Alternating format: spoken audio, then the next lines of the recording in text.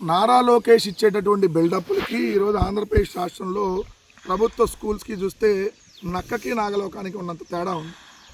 ఎందుకు ఆ మాట అంటున్నా అంటే వాళ్ళ ఆంధ్రజ్యోతిలో వచ్చినటువంటి వార్తే. హాజరు ప్రభుత్వ బడిలో చదువు ప్రైవేటులో.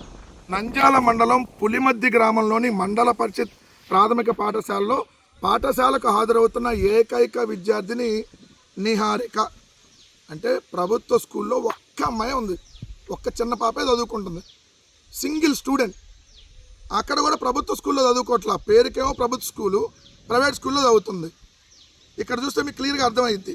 ఒకే ఒక్క విద్యార్థినితో నడుస్తున్న ప్రభుత్వ పాఠశాల. ఆమెకు అందని విద్యా సామాగ్రి, మధ్యాహ్న భోజనం. రిజిస్టర్లో మాత్రం 14 మంది వస్తున్నట్టు రికార్డు. ప్రభుత్వ పాఠశాలలో ఏదైతే నంద్యాల మండలం పులిమద్ది గ్రామంలోని ప్రభుత్వ ప్రాథమిక పాఠశాలలో ఒకే ఒక్క విద్యార్థితో నడుస్తుంది. 1వ తరగతిలో ఒక విద్యార్థిని మాత్రమే పాఠశాలకు వస్తుంది. కానీ ఉపాధ్యాయుడు కృష్ణారావు మాత్రం హాజరు పట్టికలో 5గురు వస్తున్నట్టుగా చూపాడు.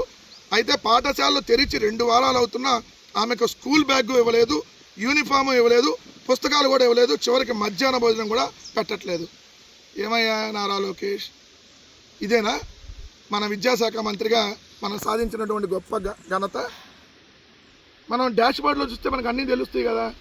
మరి ఈ స్కూల్లోకి డాష్ బోర్డులో ఈ స్కూల్ కనపడలేదా మీకు? అసలు ఏ స్కూల్లో ఎంతమంది ఉన్నారో చూస్తే మీకు అర్థం కదా. బిలో 10 స్టూడెంట్స్ ఎంతమంది ఉన్నారు, బిలో 100 ఎంతమంది ఉన్నారు. ఇది తీసుకుంటే 2 నిమిషాల్లో డేటా వచ్చింది కదా. స్కూల్కి చూడండి, స్కూల్ స్టార్ట్ అయ్యి 2 వారాలు అయింది. ఆమె ప్రైవేట్ స్కూల్లో కింద చదువుతుంది. లెక్క ప్రకారం ప్రభుత్వ పాఠశాల పాపాయి. వాళ్ళకి మధ్యాహ్న భోజనం కూడా పెట్టట్లేదంట. ఆఖరికి బుక్స్ కానీ ఏం బ్యాగ్ కానీ యూనిఫామ్ కూడా ఇవ్వలేదంట. ఇదే కదా మనకు మంచి ప్రభుత్వం అంటే. ఇప్పుడు చెప్పండి, విద్యా వ్యవస్థను లోకేష్ భ్రష్టు పట్టించడానికి ఈ స్కూల్ ఇది ఒక ఉదాహరణ కదా. సో కనీసం 2 వారాలైనా ఇవ్వలేదని అంటే ఇంకేం వీళ్ళు చెప్పింది. సో ఇది రాష్ట్రంలో ఉన్నటువంటి పరిస్థితి.